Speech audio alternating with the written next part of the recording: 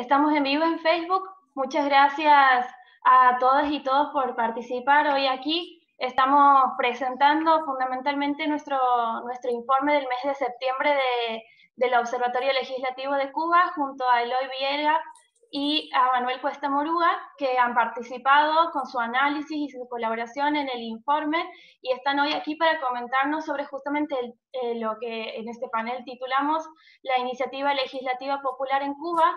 Ambos participan en diferentes iniciativas y bueno, sin mucha más presentación, más que invitarlos a leer nuestro informe que también ha salido hoy sobre esta temática del Observatorio Legislativo de Cuba desde MAMLAT, que es una iniciativa de transparencia electoral. Los presento. En primer lugar tenemos a Manuel Cuesta Moruga, que es politólogo, es historiador cubano y es impulsor del proyecto Propuesta 2020 que actualmente se está llevando a cabo en Cuba.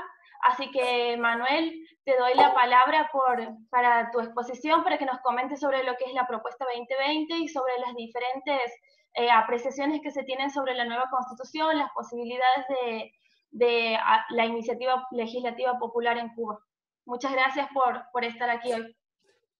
No, gracias por la invitación. Un saludo de nuevo públicamente a los que estén conectados. Un saludo a Eloy, saludo a ti y gracias a Transparencia Electoral por esta oportunidad para presentar propuestas de iniciativa popular, de iniciativa legislativa, propuestas desde abajo. Y justo nosotros estamos animando desde marzo de 2018 lo que llamamos la Propuesta 2020. 2020 por aquello de la perspectiva abusada de la mirada exacta, potente, cristalina, que permite un mejor enfoque a los ciudadanos que decidan participar en él. Por eso se llama Propuesta 2020. Ella surge en la estela, digamos, como consecuencia de toda la trayectoria de trabajo institucional que hemos venido desarrollando ciudadanos, grupos de la sociedad civil, activistas políticos, desde hace mucho tiempo. Lo más conocido fue justamente la propuesta o la iniciativa Otro 18. Y la propuesta 2020 arranca justo cuando termina la iniciativa Otro 18, que se convirtió en plataforma, pero en ese justo momento arranca la propuesta 2020 con, digamos, una perspectiva de participación ciudadana, institucional y constitucional. Recordarán que en aquel momento estaba en proceso la discusión sobre la reforma constitucional en Cuba, por la nueva constitución, y nosotros, los que animamos la propuesta anterior, dijimos, pues, vamos a poner en perspectiva esto, porque una reforma constitucional tiene que venir desde abajo, tiene que venir desde la ciudadanía, con el concepto básico de que las democracias fuertes se construyen desde abajo, allí donde hay democracia, por supuesto. Y la idea nuestra era que no podría haber un proceso constitucional legítimo si la ciudadanía no tenía la oportunidad de proponer y de hacer propuestas hacia esa reforma constitucional. De hecho, obviamente saben que la Constitución es lo que algunos llaman la Constitución de los 33, otros llaman la Constitución del Partido Único, pero la idea fundamental era empezar a utilizar la legitimidad que ya habíamos logrado con la iniciativa Otro 18 en la dirección de hacer propuestas de reforma constitucional. Y eso es la propuesta 2020. Trabajar desde la Constitución, desde la ciudadanía, desde abajo, con las herramientas que se conocen de democracia deliberativa. ¿Qué hicimos concretamente? Hicimos dos cosas fundamentales, que todavía continuamos, y es el núcleo duro de la propuesta 2020. La primera fue y sigue siendo constituir lo que llamamos mesas de iniciativas constitucionales, que eran y son reuniones de pequeño formato, donde amigos, vecinos, ciudadanos participaron en reuniones para redactar y hacer propuestas, escribir, primero conversar, discutir con las herramientas de la democracia deliberativa y hacer propuestas hacia esta nueva constitución. Pero no cualquier propuesta, una constitución es muy amplia, ¿no? Tiene las constituciones, sobre todo latinoamericanas, son muy profusas en articulado. De modo que en esa tradición no se trataba de trabajar con toda la constitución, sino con aquellos aspectos.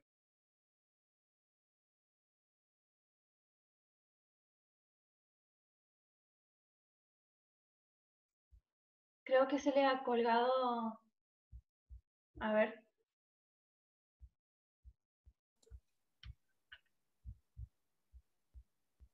Manuel.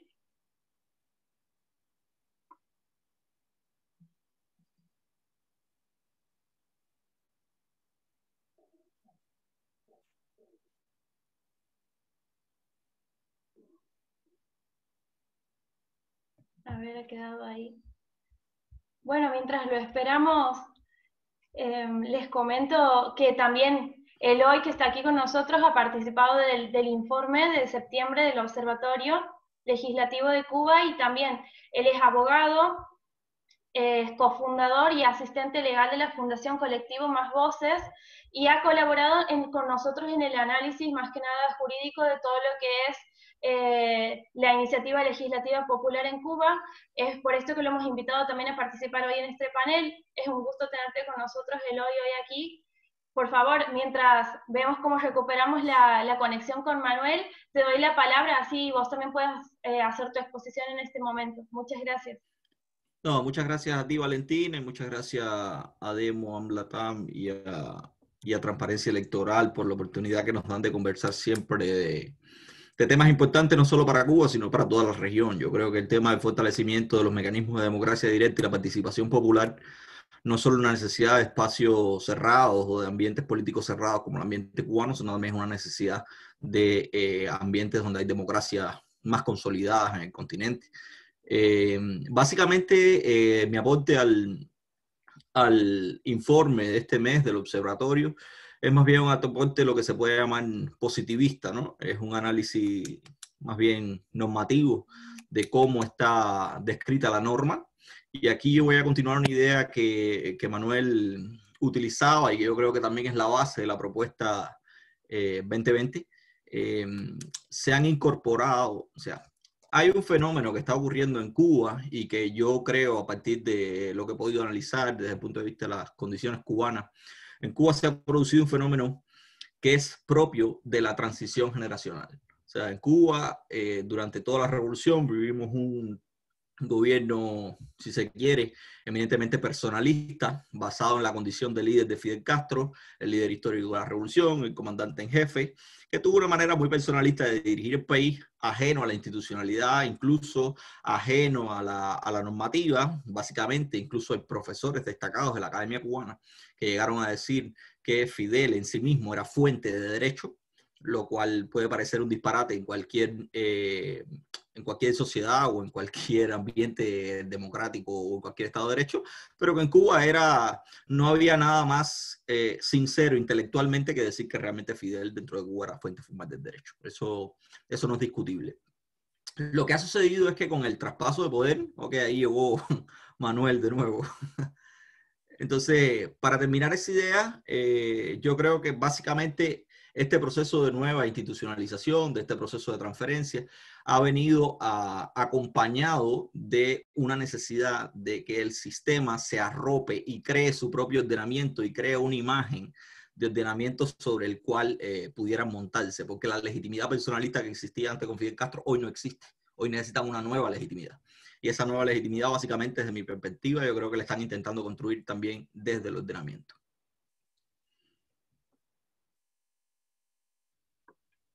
Si quieres, retomamos con lo que estaba comentando Manuel. Ahí estaba Manuel de nuevo.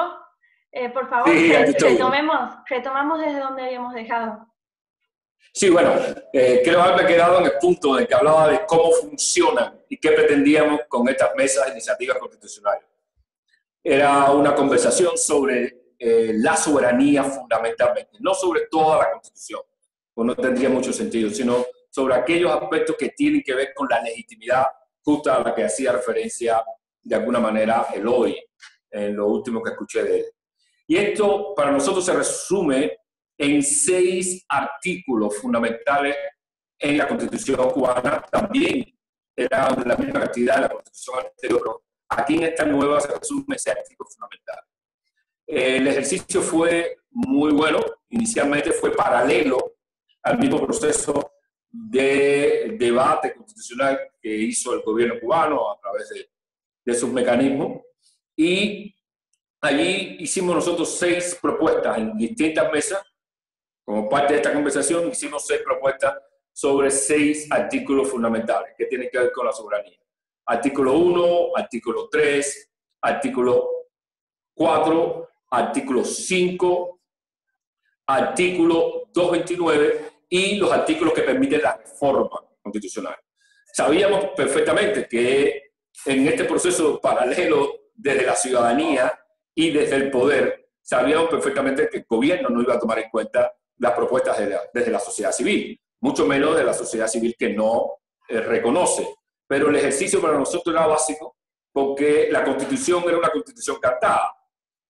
Todo el mundo sabía que el Partido Comunista iba a tratar de controlar el proceso. Algunos se sorprendieron con que por primera vez la Constitución reconoce en el artículo 5 al Partido Comunista como partido único. Y esto es una novedad tardía, retardataria, pero es una novedad en el proceso constitucional. No era así en la Constitución de 76, reformada. Pero en todo caso eso era un índice de que estaba cantada la Constitución cubana y sabíamos los resultados. Pero lo fundamental era que, y es de cara a este proceso, que la Constitución nueva se ve obligada a reconocer determinados derechos. No de manera clara, en algunos casos sin una definición precisa de qué derechos son, en otros casos tratando de escamotear con las palabras, pero fundamentalmente la Constitución reconoce una serie de derechos que permiten a los ciudadanos empezar a trabajar desde abajo para impulsar lo que estamos justamente impulsando ahora. Reformas constitucionales en aquellos artículos donde la soberanía del ciudadano quedó mediatizada. Y estos son básicamente el artículo 3, el artículo 1 y el artículo 5. Más bien el artículo 4, rectifico, el artículo 5 y el artículo 1. En estos artículos se resume la mediatización de la soberanía ciudadana. Y es un concepto que en Cuba tiene mucha tradición histórica, porque siempre a nosotros se nos enseñó aquello de la república mediatizada. Todo ese proceso de influencia a los Estados Unidos antes de 1959, que fue visto en Cuba mayoritariamente como una nación atrofiada o en todo caso mediatizada, que era el resumen de ese concepto. Nosotros retomamos esto de mediatizado para llevarlo ahora a la soberanía de los ciudadanos. Y aquí hay una serie de contradicciones fundamentales que son las que estamos poniendo sobre la mesa en estas mesas de iniciativa constitucional. Hemos hecho propuestas para cómo creemos que deben ser reformulados los artículos que tienen que ver con la soberanía y al mismo tiempo generamos una conversación y una difusión de esto dentro de la ciudadanía, allí hasta donde podemos alcanzar. Tenemos permanentemente establecido más de 150 mesas de iniciativa constitucional en todo el país que trabajan con estos pequeños formatos y al mismo tiempo, una vez que termina la Constitución, apelamos a aquellos artículos de la Constitución que nos permiten trabajar, que nos permiten recoger firmas. Y aquí hay un fortalecimiento de la iniciativa, de la posibilidad de la iniciativa ciudadana. Si en la Constitución anterior, digamos, estaba permitido, los ciudadanos podían, según el artículo 88, recoger hasta 10.000 firmas para hacer iniciativas de ley, ahora la capacidad de los ciudadanos para construir desde abajo se refuerza con el artículo 164, que recoge lo que aparecía en el 88 en la anterior Constitución, y ahora el artículo 227. El 164 permite recoger 10.000 firmas para propuestas de ley y el 227 permite recoger hasta 50.000 firmas para reformas constitucionales. Y esto es justo lo que estamos haciendo ahora. Paralelamente a la conversación en las mesas de iniciativa constitucional, pues estamos recogiendo firmas ciudadanas de cubanos dentro y fuera del país para impulsar reformas específicas a artículos específicos de la Constitución que tienen que ver con la soberanía. Si se define bien el juego de la soberanía ciudadana, entonces se puede pasar a construir una democracia basada en el Estado de Derecho. Por lo tanto, lo primero que estamos haciendo es justamente eso, discutir y presionar sobre el ejercicio de la soberanía ciudadana para lograr entonces las reformas que son fundamentales y abrir el debate político y la democratización hacia el Estado de Derecho y hacia otras necesidades de participación democrática para la ciudadanía cubana. Tenemos ya más de 30.000 firmas. Ha sido una grandísima sorpresa, a pesar de la COVID, que hayamos llegado ya a más de 30.000 firmas, digamos casi 2/3 de la firma que pide la Constitución, y ya en este momento estamos trabajando para llevar la propuesta 2020 a una nueva dimensión, ya una dimensión más abierta y más pública, porque todo el trabajo anterior fue con cierta discreción, en algunos puntos bastante experimental, porque queríamos al mismo tiempo comprobar hasta dónde el ciudadano cubano o la ciudadanía cubana, para hablar en un término en un lenguaje más neutral, hasta dónde la ciudadanía cubana está dispuesta a ir más allá de las necesidades básicas. Siempre se dice que los cubanos lo único que necesitan y quieren es comer bien, tener la mesa satisfecha, garantizar el dinero necesario para su bolsillo y tratar de construir su bienestar. Si a eso le agregamos el lado caribeño nuestro, de la música, la participación y la alegría, pues esa ha sido, digamos, la dimensión estereotípica en la que ha sido construido el cubano. Nosotros necesitábamos comprobar si el cubano quería ir más allá, hacia una dimensión política. Y esta es la prueba de que sí quiere ir más allá. Porque en la propuesta solo hay una mención a temas económicos. Básicamente, la propuesta lo que quiere es reformar el artículo 3, el artículo 4 y el artículo 5 de la Constitución y le pide a los ciudadanos que aporten, firmen y al mismo tiempo empecemos a constituir una especie de coalición constitucional ciudadana para impulsar esta reforma constitucional fundamental para la democratización y la construcción del Estado de Derecho en Cuba. Esto nos permite ir ya en lo que queda de año y a partir del año que viene nos permite pasar la propuesta 2020 a un nuevo nivel.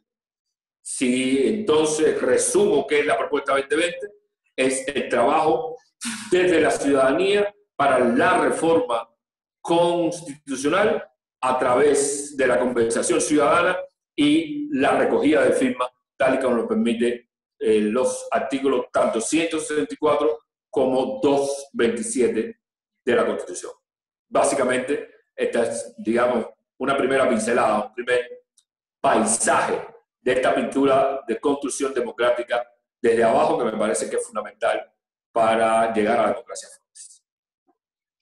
Bien, gracias Manuel. Hay algo que ustedes dos mencionaban cuando conversábamos para hacer este informe y que también mencionaba Eloy hace un momento, que es esta como especie de erosión de la legitimidad del Partido Comunista y de los dirigentes del Partido Comunista hoy en día y que, bueno, refuerza esta idea de la soberanía de la ciudadanía que quiere elegir su destino y las normas que lo rigen, ¿no? Me gustaría, Eloy, que sigas profundizando en ese tema que habías iniciado hace un momento.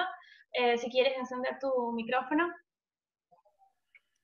Sí, yo decía ahorita, Valentina, aprovechando la ausencia de Manuel, no robamos espacio, era aprovechando la ausencia de Manuel.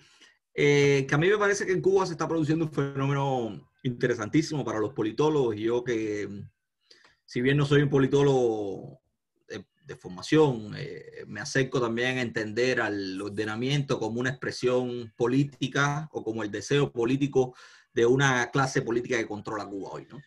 Y básicamente eso es lo que he hecho en los últimos tiempos. Y yo creo que hay que analizar la situación en Cuba hoy a partir de ese proceso que se está produciendo, que básicamente es un proceso lógico, un proceso natural, que es un proceso de transferencia generacional. O sea, pasamos de estar controlado por más de 60 años por una misma generación, que fue esa generación que se le ha denominado generación histórica, que fue la generación que hizo la revolución, que fue la generación que impulsó el proceso revolucionario, y que es la misma generación que ha gobernado el país por los últimos 60 años, con intercambios personalistas entre Fidel y Raúl, básicamente.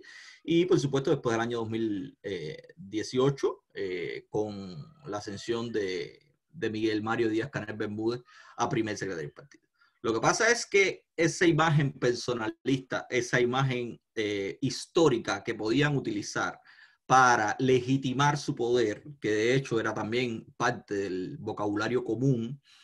Yo recuerdo que mi abuelo, una persona muy integrada también al proceso revolucionario de esa misma generación, decía que si queríamos hacer algún cambio en Cuba, mi generación, por ejemplo, lo que tenía que hacer era subir al Escambray o subir a la Sierra Maestra y alzarse y tirar tiro como mismo hizo la generación histórica. O sea, esa generación que contaba con ese caudal histórico, utilizaba ese caudal histórico para dirigir el país de la manera en que entendió. Por eso yo siempre he dicho que la institucionalidad nunca fue lo más importante en Cuba, el ordenamiento nunca fue lo más importante en Cuba, y de esos ejemplos hay cientos, desde Fidel creando órganos ad hoc fuera de la Constitución, no sé, que son más viejos que yo, recordarán en Cuba el grupo de apoyo al comandante en jefe, que era un grupo de apoyo que tenía Fidel, de gente relativamente joven y que dirigía el país, o grupos paralelos como aquel grupo que era una institución en sí misma, que llegó a tener hasta un vicepresidente del Consejo de Ministros, que llamó Batalla de Ideas, que no eran más que programas sociales impulsados con dineros públicos, pero prácticamente fuera del control de cualquier institucionalidad. Y ahora mismo, esta nueva generación que asume el poder hoy, pues no cuenta con ese capital histórico, no cuenta con esa capacidad personalista, no cuenta con esos galones y tiene que generar alrededor de sí mismo un ordenamiento que les permita decir un nuevo concepto, que les permita crear un nuevo concepto, disculpe, que es lo que ellos han denominado Estado Socialista de Derecho. Y yo creo que en todo ese proceso de transferencia, la Constitución y la implementación de la Constitución, que es un proceso posterior, que yo creo que también se ha visto anulado con todo este tema de la COVID y el coronavirus, les ha venido como anillo al dedo para ralentizar un cronograma legislativo que tenían entre las manos, para que prácticamente no, para que la Asamblea en todo el año 2020 no haya sesionado ni una sola vez, una Asamblea coartada por completo, que desde el punto de vista constitucional lo único que tiene son 2 sesiones ordinarias al año. Este año no se ha reunido ni por primera vez, ya anunciaron que se van a reunir el día 28 de octubre y lo van a hacer de manera remota. 200 y tantos diputados de La Habana se van a reunir en el Palacio de las Convenciones y los otros se van a reunir, así como nosotros, vía Zoom o vía lo que sea, desde las provincias. Y yo no dudo que ahí en ese momento pues tiren 4 o 5 proyectos de ley que tienen atrasado el cronograma, se aprueben por unanimidad y sin un debate real de lo que hay detrás de eso. ¿Por qué te hago toda esta panorámica? Porque a mí me parece que hay una discusión en Cuba importante y Manuel tiene que haber sido parte de ese debate. En Cuba ahora mismo hay gente que dice, si Cuba no es un Estado de Derecho, ¿por qué insistir en la utilización de mecanismos propios de un Estado de Derecho para reformar un sistema que no puede ser reformado utilizando mecanismos propios de derecho? Y por otra parte, hay gente que impulsan propuestas como la de Manuel, que están diciendo, es verdad, en Cuba no hay un Estado de Derecho, es perfectamente discutible que usted intente utilizar el derecho para reformar, porque el poder no descansa en la ley, el poder no descansa en el derecho, el poder descansa en una clase política que puede ser el partido, lo cual también empieza a ser discutible si realmente todavía hoy el poder descansa única y exclusivamente en el partido y si no el poder en Cuba empieza a fraccionarse cada vez más. Yo tengo una teoría con relación a eso, pero que no viene al caso en este minuto. Y yo creo que ahí entonces hay 2 posiciones encontradas. O no utilizar ninguno de esos mecanismos que han sido implementados con la nueva Constitución y que han sido implementados incluso con la Ley 131, que es la Ley de Organización y Funcionamiento de la Asamblea Nacional, que es de enero de este propio año, es una de las primeras leyes que se hizo para implementar la Constitución, o simple y llanamente empezar a utilizarlo y empezar a impulsar algo. Yo soy del criterio muy básico de que utilizar los mecanismos de derecho no implica pactar con el gobierno cubano. Implementar los mecanismos de derecho implementados por la Constitución y la ley no implica reconocer o legitimar al gobierno cubano. Para mí, todo lo contrario. Implica ponerlos en evidencia e implica generar una cosa que en Cuba hoy es completamente ausente, que se llama civismo y ciudadanía. Hoy tenemos una ciudadanía inexistente porque no ha habido una formación política ni de mi generación ni de las generaciones anteriores. No somos sujetos de derecho, hemos sido básicamente objetos del derecho que han querido darnos, y eso nos ha convertido en una ciudadanía pues amarrada. Hoy no nos sentimos ciudadanos con derecho, hoy no nos sentimos ciudadanos con capacidad porque realmente no las tenemos, porque ese es un proceso de construcción, porque los lugares donde no hay derechos, los derechos se ganan. Los derechos hay que rescatarlos de alguna manera. Y para rescatarlos tiene que haber una ciudadanía activa, tiene que haber una ciudadanía consciente. Eso hoy en Cuba es inexistente. Por tanto, a mí las propuestas como la propuesta 2020, de la cual está hablando Manuel, me parecen fundamentales, como también me parece fundamental el hecho de intentar aglutinar la mayor cantidad de gente que tenga este tipo de pensamientos. Y hago referencia, por ejemplo, también en los últimos meses se ha estado impulsando una propuesta desde fuera de Cuba a partir de una plataforma tecnológica que lo que pretende es eso, que se llama 50% más 1, que básicamente lo que busca es eso mismo, nuclear a la gente, activar el pensamiento de la gente, generar una ciudadanía activa, para poder decir, ok, la Constitución dice que yo puedo utilizar mecanismos democráticos para reformar. ¿Cómo deja en evidencia el uso de esos mecanismos al sistema cubano? Pues para mí es muy claro. Y yo creo, igual que Manuel, que ahora estamos en mejores momentos que nunca, porque como parte de esta transferencia generacional, ellos, como no pueden utilizar su capital histórico, ¿qué han hecho? Pues construir un nuevo relato normativo que los ampare, para decirlo de alguna manera, que ampare que el poder descanse en nuevas personas, que ampare que el poder descanse en nuevas estructuras. Y para eso ha sido la Constitución, y para eso han sido las normas complementarias. ¿Qué pasa? Que también la Constitución en sí misma y esas nuevas normas complementarias la han hecho a imagen y de acuerdo a sus necesidades. Muchas veces, y Manuel lo decía también, son normas que mencionan cosas, pero o no las desarrollan o utilizan un lenguaje completamente vago que les permita dejarlo en una nebulosa total. La iniciativa legislativa popular no escapa de eso. Si bien la ley 131, que vuelvo y repito, fue promulgada en enero de este propio año, introduce no solo la iniciativa legislativa popular, sino también otros mecanismos de democracia directa que son nuevos para la ciudadanía cubana, como por ejemplo la posibilidad de impulsar consultas populares locales con 500 personas. O sea, usted puede impulsar una consulta popular local, al menos de acuerdo a lo que dice la ley 131, con la recopilación de 500 firmas.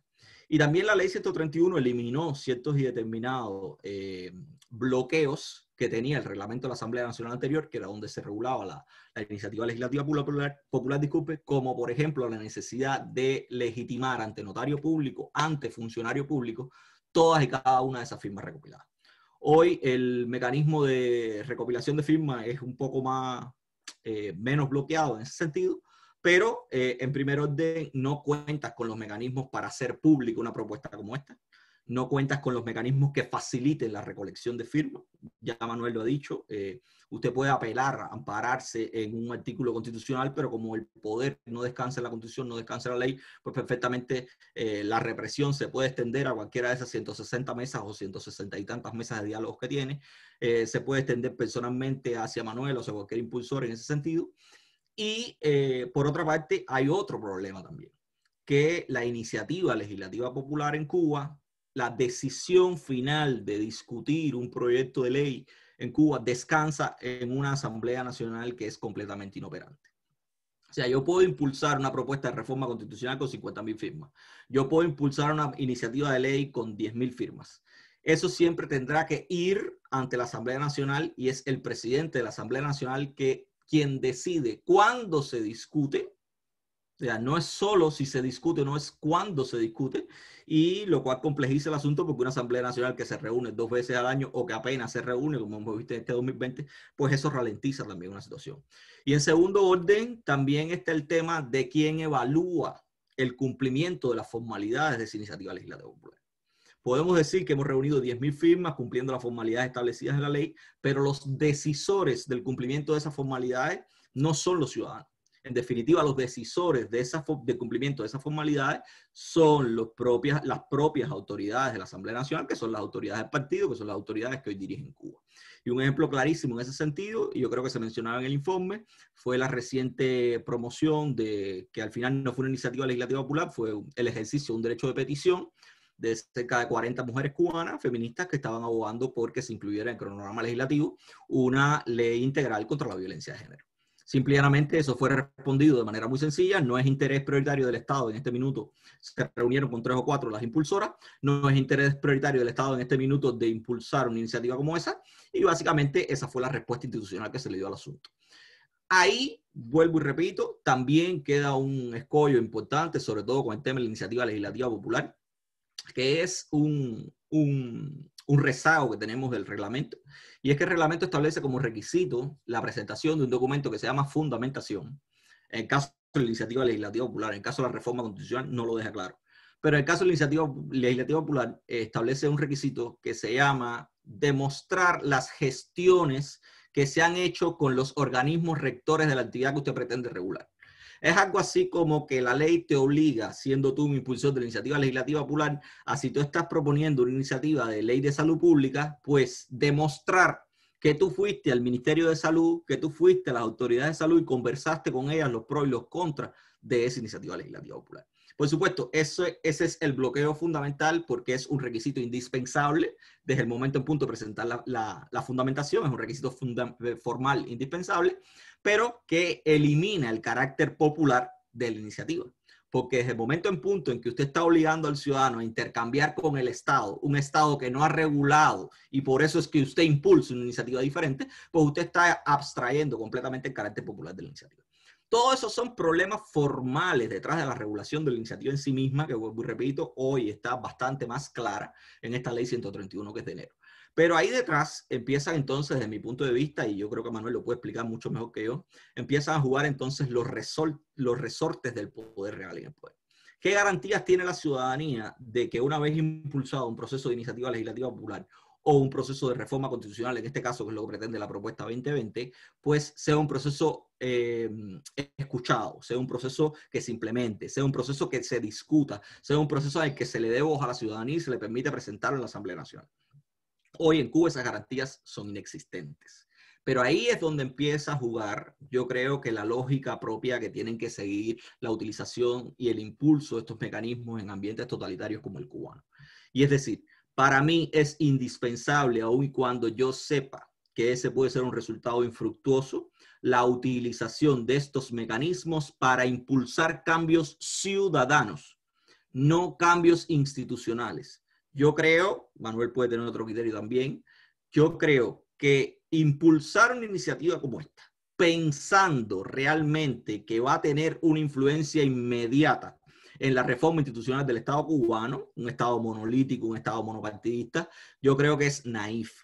Pero yo sí creo que si se impulsa una iniciativa de este tipo, pensando en que usted lo que va a reformar es una ciudadanía que cuando crezca per se, por su influencia social, por su influencia política, por ese caudal ciudadano acumulado a partir del impulso de estas iniciativas, sea capaz de transformar, bien por estos medios, bien por otros, la realidad del pueblo y la realidad de la sociedad cubana, yo sí creo que son un mecanismo eficientísimo, ¿no? En ese sentido, porque yo te lo decía también cuando conversábamos con relación al informe, Valentina, en 40 años de institucionalización no ha habido un solo proyecto de ley que se haya impulsado por un diputado cubano. No ha habido un diputado en 40 años de institucionalización que haya presentado un proyecto de ley a la Asamblea. Tampoco, por supuesto, puede aspirarse que la Asamblea en 40 años de institucionalización haya discutido un proyecto de iniciativa legislativa popular, un proyecto de reforma constitucional. Lo más cercano, ya lo sabemos todos, en algún momento Manuel hizo un análisis también de la diferencia entre el 2002 y 2003 cuando se presentó el proyecto Varela, que fue al menos el proyecto más conocido de iniciativa legislativa popular, y la diferencia entre 2018 y 2020. Pero es que ni tan siquiera el proyecto Varela fue discutido al interior de los diputados. Simplemente se ampararon en las formalidades que habían inventado en sí mismas con el reglamento de la Asamblea Nacional y bloquearon la discusión de la propuesta hacia el interior. Y aquí mi último análisis, aquí paro, y es que yo creo que por eso es que yo insisto en que el uso de todos estos mecanismos, y ya Manuel también lo decía, que tienen que crecer en ese sentido, el uso de todos estos mecanismos tiene que partir también de una escalada hacia el debate público. hacia la esfera pública.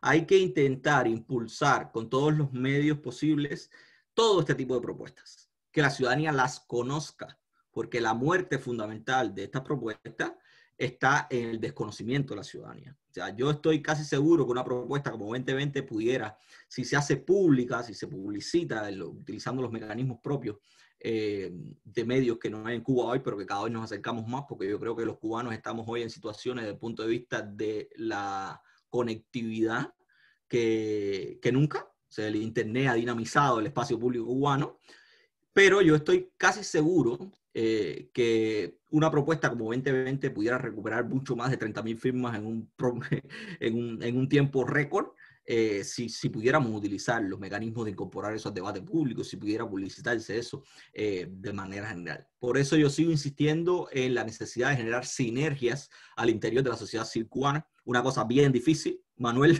lo sabe mejor que yo, porque vive activamente, o sea, tiene un activismo social mucho más profundo que el mío, pero la generación de sinergia al interior de la sociedad civil cubana y que la gente sea capaz de replicar todas y cada una de las propuestas como esta, ya sea propuesta 2020, ya sea propuesta 4250, pero que partan de esto de generar ciudadanía, a mí me parece fundamental en un momento como el cubano, actual, por supuesto.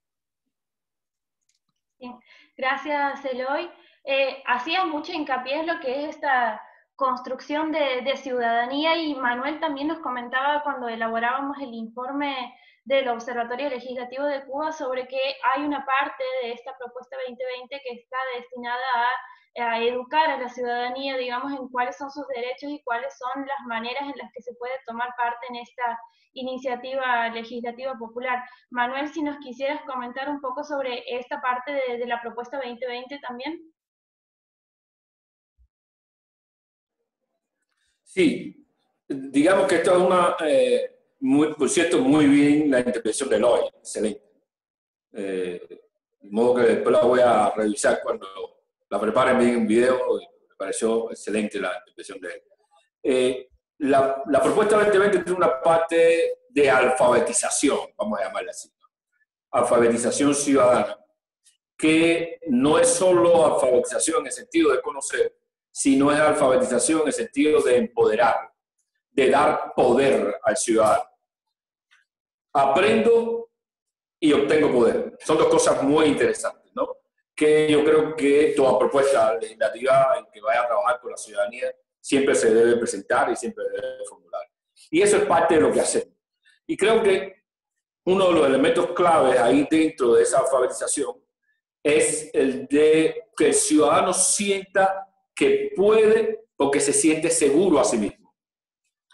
Y ahí la mención que viene siendo el hoy de todo lo que recoge, por ejemplo, la ley 131, más la mención de lo que recoge la propia Constitución, más la mención de las garantías, por ejemplo, de la ley de procedimiento penal y la propia ley penal, más las limitaciones, pero al fin y al cabo, lo que favorece la ley electoral, genera lo que nosotros llamamos un blindaje a la ciudadanía para ejercer entonces sus derechos de manera concreta, activa, a través de iniciativas y de acción.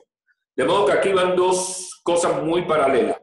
Lo que es el aprendizaje de la ley, la creación de cultura legal y cultura constitucional, al tiempo que el ejercicio de los derechos que esas leyes te reconocen. Es una especie de ciudadanía en progreso, una especie de ciudadanía en movimiento que aprende en el aula y se expresa a través de acciones cívicas y de acciones de demanda de cambio y de reforma constitucional. Yo creo que esto nos ha dado muchísimas opciones porque a mí siempre me ha parecido que una iniciativa de cambio en Cuba no puede estar divorciada o separada de la psicología social del cubano. Pretender una fórmula de cambio que se separe de la psicología social del cubano no es una buena avenida para llegar al éxito, para llegar a buen puerto, cuando uno pretende determinados cambios. Y una de las cosas que hemos identificado es que muchos ciudadanos ya están frente al Estado, y eso es un primer paso para construir ciudadanía. Es decir, que cada individuo, cada cubano y cada cubana se ve a sí mismo frente al Estado. Pero una de las cosas que hacen falta para esto es que el ciudadano sienta las seguridades. ¿Por qué voy a dar este paso? ¿Y qué garantías tengo yo de que al dar este paso tengo defensas legales y defensas constitucionales para ejercer y defender mi derecho? Hay una cosa fundamental, Eloy lo decía de otra manera, de una manera mucho mejor formulada, pero a mí me parece que hay una cosa clave de entender aquí y de por qué el uso de la ley, el aprendizaje primero, el uso de la ley después y de los artículos de la Constitución dan poder a la ciudadanía y no legitiman al Estado. Y el hecho concreto es que al gobierno cubano no le gusta que los ciudadanos ejerzan los derechos que la Constitución les permite hacer y les reconoce. A ellos no les gusta. ¿Y por qué razón el gobierno cubano no le gusta que los cubanos y las cubanas hagan uso de los derechos que la Constitución que ellos mismos hicieron les reconoce? Por dos razones fundamentales. A mí me parece una clave, es lo que yo llamo la legitimidad improbable del régimen. Este régimen no tiene legitimidad probable. Primero, porque el Partido Comunista no representa a las mayorías. Eso es fundamental. El Partido Comunista es una minoría que domina sobre mayorías sociales, por cierto, muy diversas y plurales. Y esto no hay manera de solucionarlo si no hay una reforma que establezca el pluralismo y el pluripartidismo. Ahí no hay legitimidad posible para este gobierno. Un segundo elemento para esta legitimidad improbable es que el gobierno cubano por sí mismo no está en capacidad de satisfacer las demandas de la gente. La capacidad y la oferta del régimen frente a las demandas de la sociedad cubana están estructuralmente limitadas. Hay que apelar aquí a las remesas que envían desde el exterior, hay que apelar al turismo, hay que apelar al mercado informal, lo que popularmente conocen como mercado negro, para reproducir la vida de cada familia. De manera que hay una limitación estructural para el gobierno en su capacidad de satisfacer a la gente.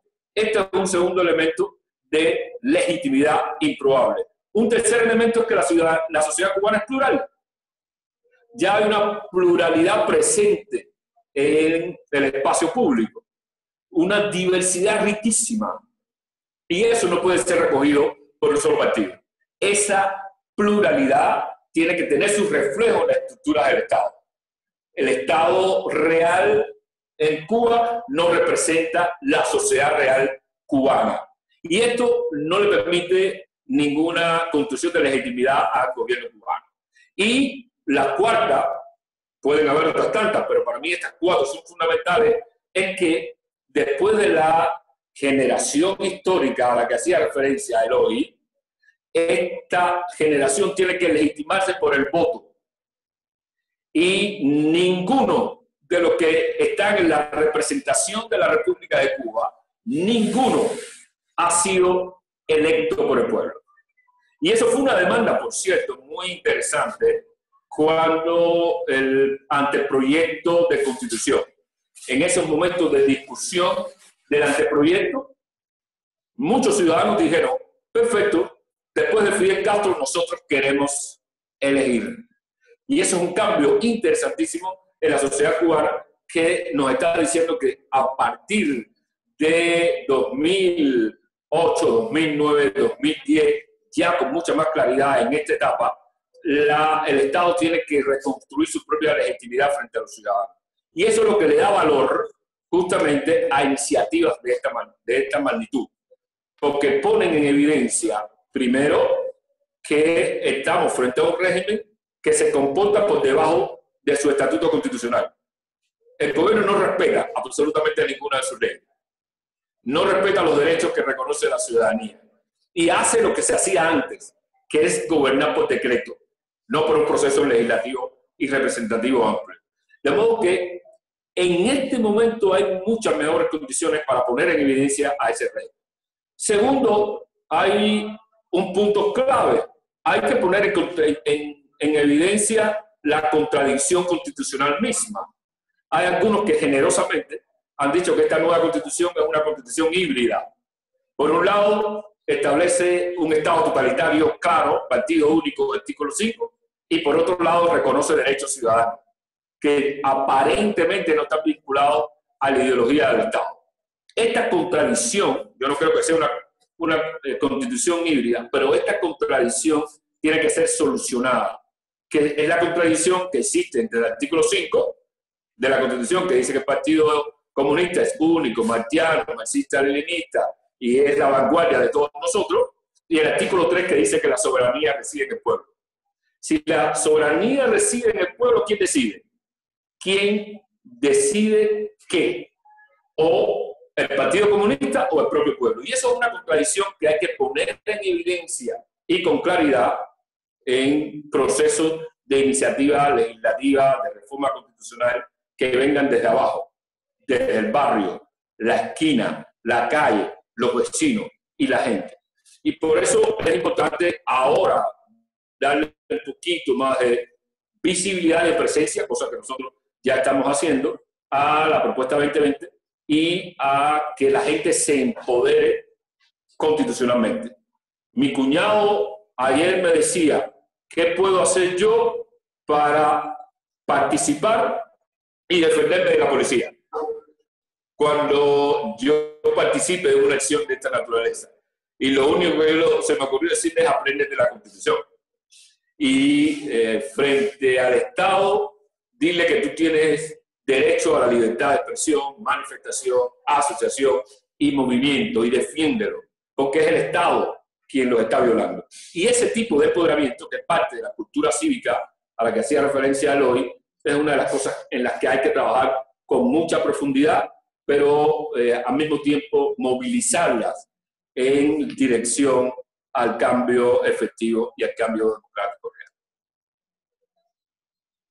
Gracias, Manuel. Ahora le paso la palabra un momento a Leandro Querido, que nos está acompañando aquí, director ejecutivo de Transparencia Electoral, que les quiere hacer una pregunta a ustedes.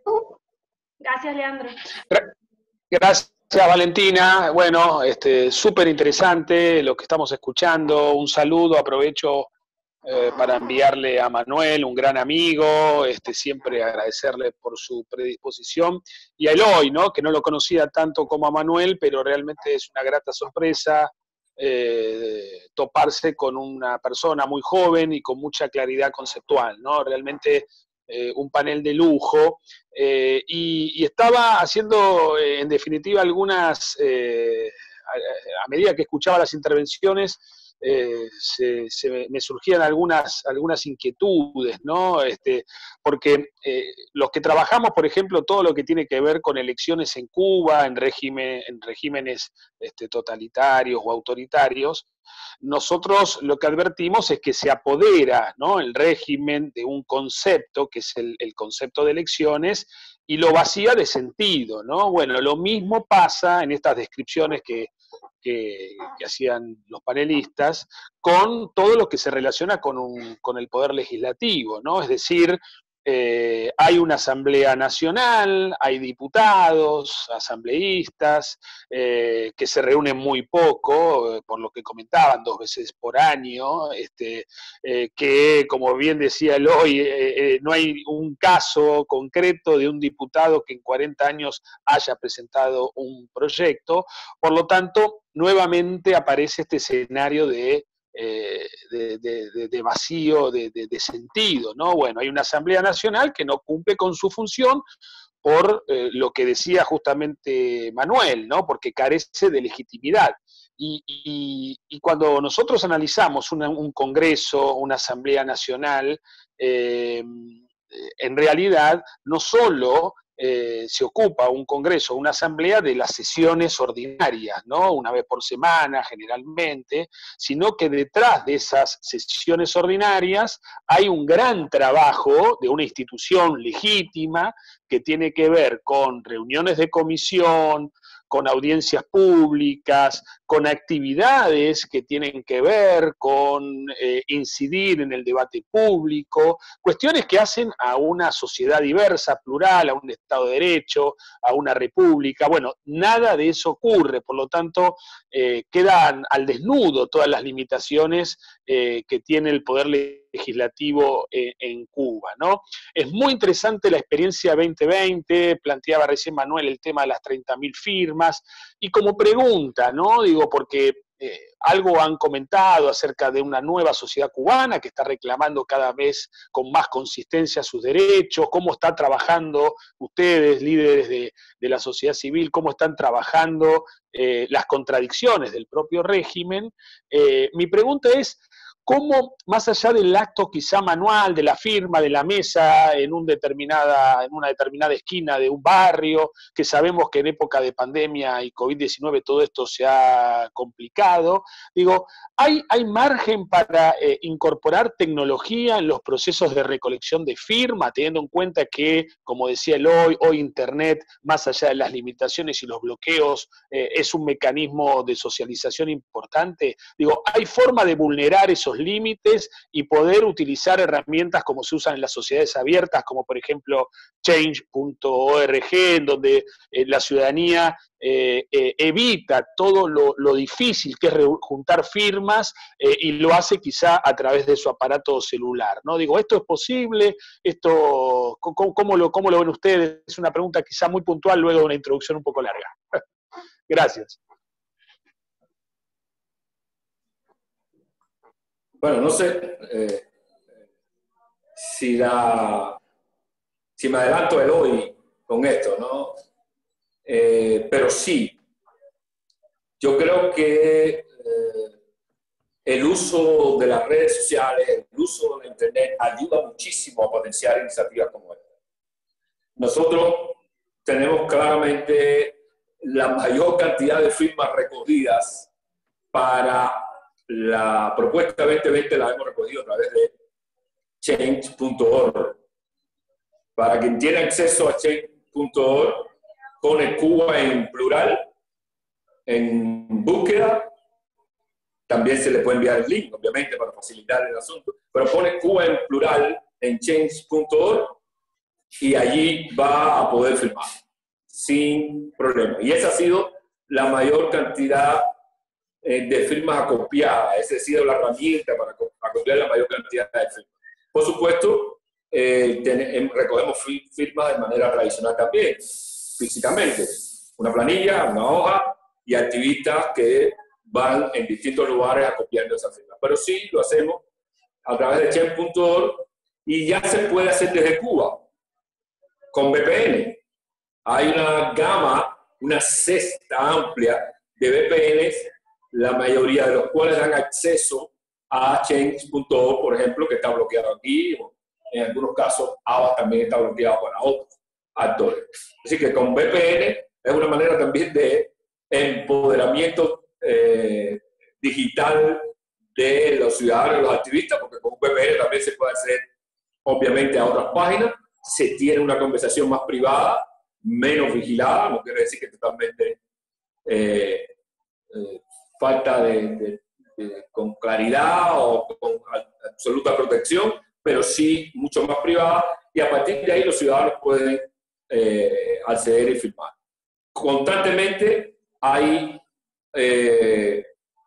digamos, sin mucha visibilidad y sin mucha publicidad hasta ahora, todos los días van firmando entre 10 y 15 personas en esta página. Y no le hemos hecho toda la publicidad que merece y que hoy muy bien describió como opción y como necesidad anteriormente. De modo que ahí sí pueden firmar los ciudadanos y eso va empoderando. Lo que lleva, digamos, a un punto que ya en su intervención Eloy mencionaba, que era la viabilidad de la recogida de firmas para un cambio real de la situación política del país. Eso es una conversación abierta. Desde el momento que existen mecanismos de participación plural y ciudadana, se abre la posibilidad de la sorpresa, que es la posibilidad política por excelencia. Donde no hay posibilidad de sorpresa, probablemente no hay cambio en ningún lugar. Pero ya recoger firmas, mecanismos de participación ciudadana, abre la posibilidad de la sorpresa. Y está claro que esa sorpresa hay que ponerla en el contexto cubano. Un Estado fuerte, grueso, grasiento, atrofiado, con un músculo duro, un músculo débil para nutrir al país, un músculo duro para reprimirlo, pero yo creo que poniendo en contexto este proceso de participación, ya sea en iniciativas legislativas o de reforma constitucional, yo creo que no se debería pensar solo en lo que sería la cifra legal o la cifra constitucional. Hay que ir a la cifra política. Y hay una diferencia entre las tres. La cifra legislativa, para la iniciativa legislativa es la cifra de los 10.000, con todos los requisitos y obstáculos y barreras que se mencionaba acá, para iniciativas puntuales en ámbitos y en campos puntuales que no han sido regulados o bien regulados por el Estado o en función de la ciudadanía. La cifra constitucional es la de 50.000. Pero está claro que de un régimen anquilosado e inquistado como el régimen cubano, las cifras legales y constitucionales no son suficientes para impulsar un cambio. Eso es evidente. Son como que el primer piso, si se quiere, o el segundo piso, si se quiere, de un alto edificio que hace falta de construir para la democracia. Hay que ir a la cifra política. Y entonces aquí el valor fundamental que tiene las cifras legales y constitucionales, que son dos. Uno, movilizar al resto. Dos, legitimar la acción ciudadana, que es un elemento clave.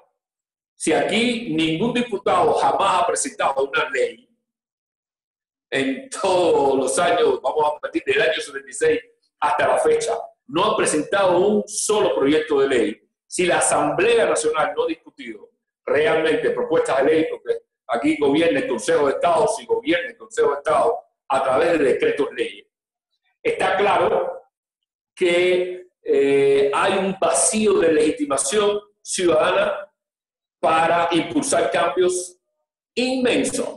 Y ese vacío de legitimación ciudadana hay que llenarlo. Y no es lo mismo que 50.000, por poner la cifra constitucional de ciudadanos, digan al Estado, nosotros somos actores legítimos desde la propia Constitución para hacer propuestas de cambio.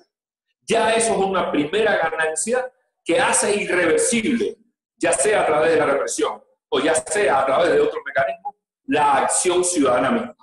Una vez que se logran 50.000 firmas o una vez que se logran 10.000 firmas. Se requiere, por supuesto, todo un trabajo contextual de refuerzo para que este proceso tenga mucho más solidez y mucho más arraigo. Pero si se construye esta legitimidad, una narrativa, y pasa al debate público, se convierte en una de las tendencias del debate público, cualquiera sea la reforma legislativa, cualquiera sea la reforma constitucional que se proponga, yo creo que se habría construido ese primer suelo hacia la legitimidad de la ciudadanía para impulsar cambios. Pero lo resumo. Change.org, cifra legal o cifra constitucional como primer piso y la búsqueda permanente de la cifra política, que es la que va en definitiva a abrir la posibilidad de que la sorpresa se convierta en una opción de cambio y que la presión social y ciudadana sobre puntos concretos pueda de alguna manera impulsar el cambio desde abajo y desde la gente que tiene que participar del cambio y definir y decidir qué cambio debe hacerse. Gracias, Manuel. Ahora les paso tenemos varios comentarios en la transmisión de vivo en Facebook, así que les paso una pregunta que habían hecho por esa vía, es sobre la firma de la propuesta 2020 desde los ciudadanos que están en el exterior de Cuba, que no están actualmente residiendo en Cuba, si alguno pudiera dilucidar cómo es este tema. Y después le paso la palabra a Juan Carlos, que también quería hacer una pregunta que está aquí en el Zoom, y vamos finalizando, ¿les parece? Cerrando con esas dos cuestiones. No sé si... Sí, yo voy a intentar dar mi criterio con relación a a la pregunta que hacía Leandro, que me parece muy pertinente y voy a Bien. tratar de ser muy concreto.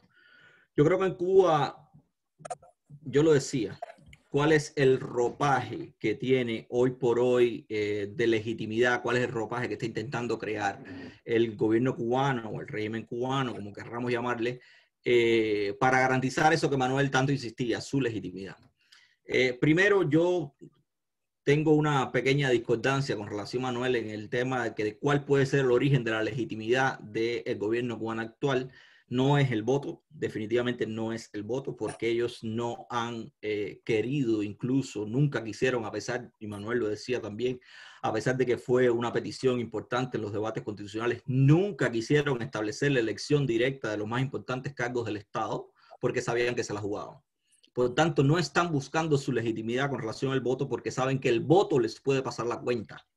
Por tanto, la legitimidad que están buscando es una legitimidad de mano puesta en el hombro, que es lo que sucedió. Y es aquella frase genial de Raúl, que quedará para la historia, de Díaz-Canel es el sobreviviente de esa generación de cuadros que formamos y que nunca llegaron a terminar su formación. O sea, después de haber hecho una pugna en el año 2009, se aparece en el 2018, dicen que Díaz-Canel es como el ave fénix que ha resurgido dentro de todas esas cenizas y es el hombre escogido, ¿no? Es el Mesías. Y de ahí la necesidad de la retórica comunicativa del gobierno de Díaz-Canel de utilizar una frase tan manida como somos continuidad. Porque su legitimidad no parte de un sistema normativo, un proceso democrático, su legitimidad la intentan construir primero a partir de esa carga personal, de esa carga histórica de la Revolución Cubana, y por eso es que son continuidad. Pero ¿qué pasa? Que como eso es tan endeble, porque no tiraron tiros, básicamente, en resumen, necesitan, y yo insisto en este particular, necesitan dar la imagen como mínimo de, si bien no ser un Estado de derecho, es un Estado que cumple con una cosa que ellos han denominado para separarse del concepto burgués de Estado de Derecho, que es legalidad. O más bien acercarse a ese otro concepto también diseñado por muchísimos teóricos, que es el rule by law. No the rule of law, que está más vinculado al concepto de Estado de Derecho, sino the rule by law, un Estado que tiene sus marcos dentro de una ley, aunque él mismo es el que viene la ley. Pero por ahí hay un concepto que en su momento yo creo que también lo desarrollará, porque hemos estado conversando con eso en los últimos tiempos, politólogo cubano residente en México, al que deben conocer perfectamente, Amando Chaguaceda, que es Rule Despite Law. El gobierno cubano es un gobierno que incluso con esa necesidad de conformar un ordenamiento que los arrope y que les brinde esa legitimidad, también actúan sin importar ese propio ordenamiento que ellos mismos crean. Y yo les voy a poner un ejemplo sencillísimo para responder la pregunta del forista de Facebook y también para responder la pregunta de Leandro. El uso de los medios digitales para legitimar la recolección de firmas en Cuba puede ser un arma de doble filo también desde mi perspectiva. Es la mejor manera que tenemos para despertar a una ciudadanía adormecida, pero es una manera en la que el gobierno, o sea, lo que yo creo que hay que intentar hacer con el gobierno cubano es desmontar el hecho de que son un Estado tan siquiera que cumple con la legalidad. Y es increíble, pero hay un montón de gente en Cuba que todavía duerme viendo el noticiero nacional de la televisión cubana. Hay cerca de 6 millones de personas que ven el noticiero todos los días. Hay cerca de 6 millones de personas que siguen teniendo esa como su única vía de información y que siguen estando recibiendo única y exclusivamente esa información monopólica que les viene de cerca de que el Estado cumple con la ley y que todo funciona acorde a una ley. Y lo cual es también medianamente real, pero es una ficción también, porque cuando tienen que separarse de la propia ley que ellos aman, también lo hacen. Ejemplo clarísimo lo tenemos el fin de semana. Fin de semana pasado, un fin de semana lúdico, 10 de octubre, una fecha de independencia nacional, y barrieron con toda la noción de derechos humanos que podían tener, porque utilizaron incluso civiles, una práctica también antiquísima, pero que parecía dormida. Utilizan civiles para limitar derechos de la gente. Entonces, Leandro, el uso de, por ejemplo, Change.org tiene un problema, primero tiene un problema que es que está bloqueado en Cuba, y aun y cuando Manuel habla del uso de VPN, los usos de VPN son para una generación millennial como la mía, que entonces ya no llevaría solo alfabetización ciudadana, sino también llevaría alfabetización digital. El usuario promedio de Internet no le interesa qué cosa es un VPN, no quiere saber qué cosa es un VPN. Se pueden imaginar un usuario aletargado como el cubano que está 50 años detrás en cuanto a la comunicación. Hoy para el cubano el Internet son las redes sociales, el mecanismo de comunicarse. Acceder a través de un VPN a una herramienta online para recopilación de firmas es un problema. Pero el problema más grave no descansa ahí, sino que yo creo que para desmontar esa imagen del gobierno cubano, de que no es un gobierno que se rige por la ley, es indispensable ir más allá de la simple recolección digital de firmas. ¿Por qué? Porque yo creo que cualquier iniciativa que se impulse en Cuba utilizando la propia ley tiene que cumplir como requisito mínimo, tiene que intentar cumplir todos los requisitos formales que están establecidos en la ley, para que no sea rechazada por cuestiones formales. Porque al ser el propio Estado el que organiza su propia ley, introduce, como en todos los lugares, espacios de contradicción que lo que hacen es introducir elementos que hacen difícil a la ciudadanía su ejercicio, que hacen difícil a la ciudadanía su impulso. Y en el caso de la iniciativa legislativa popular, si bien, vuelvo y repito, eliminaron restricciones, incorporaron otras que obligan a la ciudadanía a tener un ejercicio que va más allá de la simple recogida cómoda en su casa de firmas. Y pongo el ejemplo sencillo. Ellos eliminaron la necesidad de que usted tuviera que ir a un notario público a legitimar su firma, en el caso del impulso de la iniciativa legislativa popular. Pero establecieron la obligación de incorporar a cada una de esas firmas una certificación emitida por el registro de electores. El registro de electores es un registro que tiene vinculación con el Ministerio del Interior, porque es un registro único entre el registro de identidades y el registro de electores. Y ese certificado hay que irlo a pedir personalmente. Todavía hoy no tenemos un reglamento de la ley electoral. Dijeron que íbamos a tener un reglamento 6 meses después de la promulgación de la ley electoral porque lo dice una de las disposiciones transitorias de la ley. Todavía hoy no tenemos un reglamento. Todavía hoy la gente no sabe cómo ir a pedir esa certificación. Todavía hoy no está claro cuál es el procedimiento para obtener esa certificación, pero lo que sí está claro que para usted promover una iniciativa legislativa popular, una reforma constitucional, usted necesita certificar su firma con un certificado de registro de electores. ¿Y por qué razón lo hicieron así? Y ahora le respondo a Forista con relación a la participación de la emigración cubana en el impulso de cualquiera de estas iniciativas. Uno de los señalamientos más grandes y que puso en evidencia el gobierno cubano durante el debate constitucional fue la participación en el referéndum de la emigración cubana. La ley electoral anterior establecía la obligación del gobierno cubano de procurar el ejercicio del voto de todos los cubanos electores que estuvieran fuera del país el día del referéndum. El gobierno cubano, por su parte, lo que hizo fue permitir que los extranjeros, que los ciudadanía cubana, los ciudadanos cubanos que estaban en el extranjero, participaran en la consulta, emitieran sus criterios utilizando un sitio web del Ministerio del Interior y dijeran lo que quisieran con relación a la nueva Constitución. ¿Pero por qué? Porque la consulta sí la podían controlar. El sistema de filtros que establecieron con relación a la consulta y la ausencia de carácter vinculante de los resultados de la consulta con el borrador, pues les permitía que la gente dijera lo que quisiera. Básicamente, porque al final ese resultado no iba a tener incidencia en el borrador. Pero cuando hicieron eso y lo vendieron como una imagen de vinculación del gobierno con su ciudadanía en el extranjero, cuando ese elector que estaba fuera de Cuba intentó hacer valer eso que dijo en la consulta a través del voto, el gobierno cubano se lo negó. Y no se lo negó por un problema infraestructural, porque establecieron colegios electorales en todos y cada uno de los consulados fuera de Cuba, pero para permitir el voto única y exclusivamente del personal que estuviese en el extranjero en misión oficial. Por tanto, ahí hay un punto en el que pasaron por encima de su propia ley. Eso demuestra que es un sistema que no se rige necesariamente por la legalidad. El poder no descansa en la ley. El poder descansa en otros resortes que yo no tengo por qué explicarlos porque son muchísimos y que básicamente se basa en el hecho de que es un país dirigido por una clase política de manera así muy libre, muy totalitaria, para decirlo de alguna manera. Pero, ¿qué hicieron? Eso los puso en evidencia, porque por supuesto se armó una campaña en el mundo entero, sobre todo los cubanos fuera de Cuba, que les dijo, pero mi hermano, eso está la ley, este es mi derecho, permítemelo. No se lo permitieron. ¿Qué hicieron?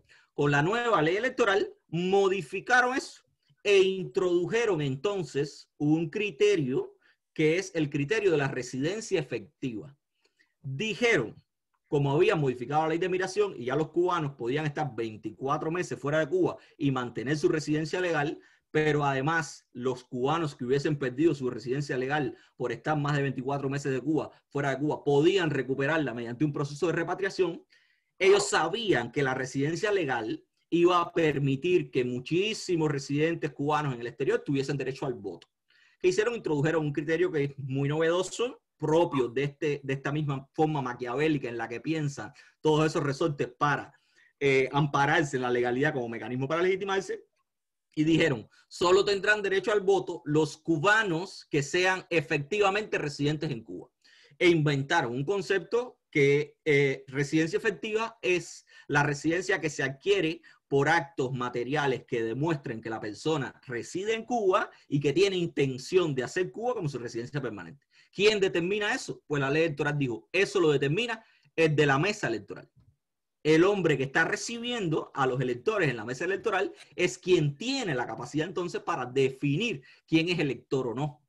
Y eso complica entonces la recogida de firmas, porque mata la posibilidad de que toda esa ciudadanía, todos esos electores, todos esos posibles ciudadanos que están fuera de Cuba, que no viven bajo los resortes del sistema, que no viven bajo los mecanismos de control del sistema, que pueden activarse mucho mejor que los ciudadanos que están al interior de tengan la posibilidad de hacerlo porque no cumplen con los requisitos establecidos en la ley.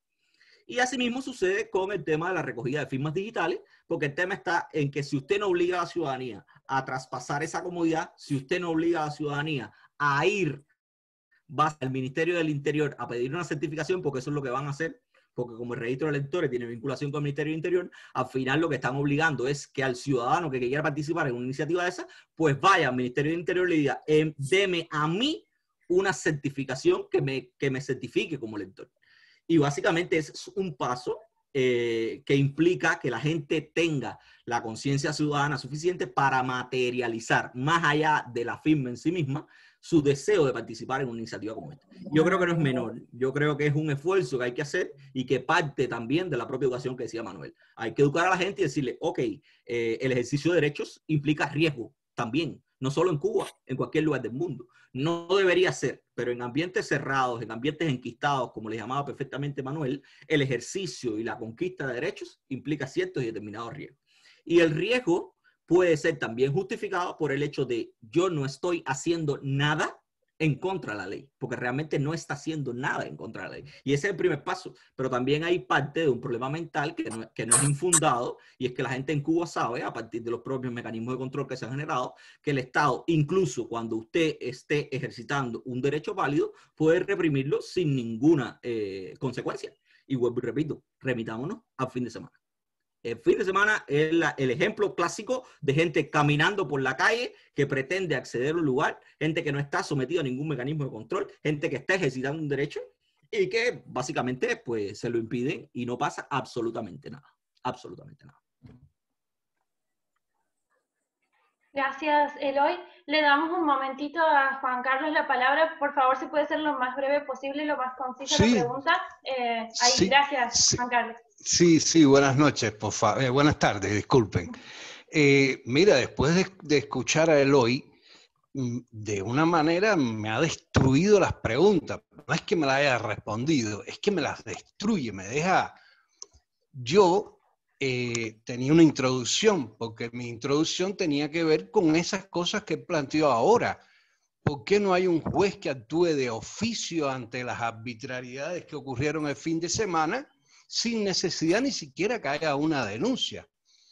Pero después de escuchar a Miguel, a Manuel, y después de escuchar a Eloy, cómo me ha destruido toda esta colección que tenía armadita, prolijita, le pregunto a Manuel, ¿no es usted el que está necesitando un respaldo, una legalidad, entre comillas, para dar el paso siguiente que usted sabe que va a tener que dar una vez que junte sus 50.000, 100.000 firmas y el Estado se las tire por tierra?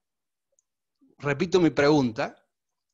Después de escuchar a Eloy, y esto probablemente usted lo sepa, usted puede juntar 1 millón de firmas y el Estado cubano no le va a dar, en Argentina dirían, ni bola a esa firma. Van a buscarle la quinta pata al gato para que eso no valga. Por lo tanto, ya usted tiene que tener trazado una estrategia de lo que va a tener que hacer después. Resumo. Esa estrategia que va a tener que hacer después, ¿no es conveniente empezar a hacerla ya? Es una pregunta, sí. Manuel. Sí, gracias por la pregunta y muy bien que se enfoque en ese conflicto que hay entre, uno, la falta de precisión de la ley, dos, la voluntad política del Estado de respetar su propia ley y tres, la falta de cultura ciudadana. Ahí hay un conflicto que es justo el conflicto que permite construir la ciudadanía. A mí me gusta ponerlo así.